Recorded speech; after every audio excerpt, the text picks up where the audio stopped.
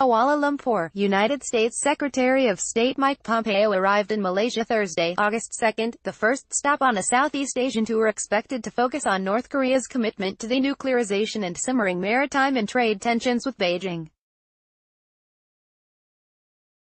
Pompeo will push for sustained pressure on Pyongyang to destroy its nuclear arsenal, urging the region's leaders to enforce United Nations sanctions on the hermit state, State Department officials have said. The trip is also an opportunity for him to promote the United States' strategic vision for Asia at a time of friction with China over its moves to assert sovereignty in the disputed South China Sea. In Malaysia, Pompeo is set to hold talks with Mahathir Mohamad, 93, who was returned to power in May when the opposition won a historic election victory. Mahathir's triumph, the first time the opposition had defeated the long-ruling government, says a lot for governance and democracy. In Malaysia, a senior State Department official said as Pompeo arrived in Kuala Lumpur, "It's a strong democratic member of ASEAN, the Association of Southeast Asian Nations," the official added. Pompeo will then travel to Singapore to attend an annual forum Saturday that brings together top diplomats from 26 countries and the European Union for talks on political and security issues in the Asia-Pacific. Pompeo will urge the region's leaders to enforce United Nations sanctions on North Korea, State Department officials have said.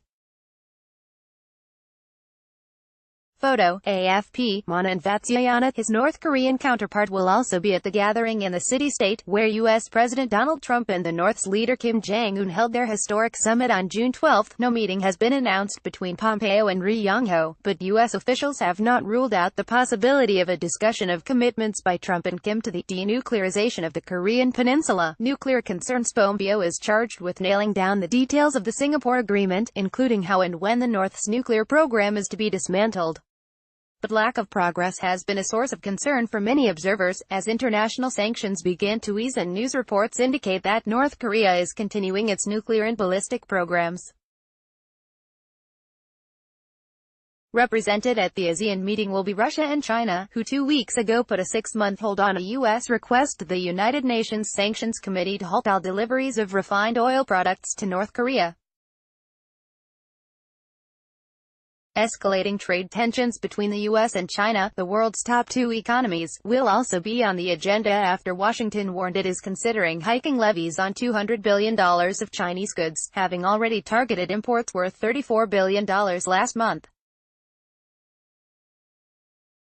In addition, the U.S. Secretary of State will focus on another major regional flashpoint at the forum, rival claims in the South China Sea and China's growing presence there.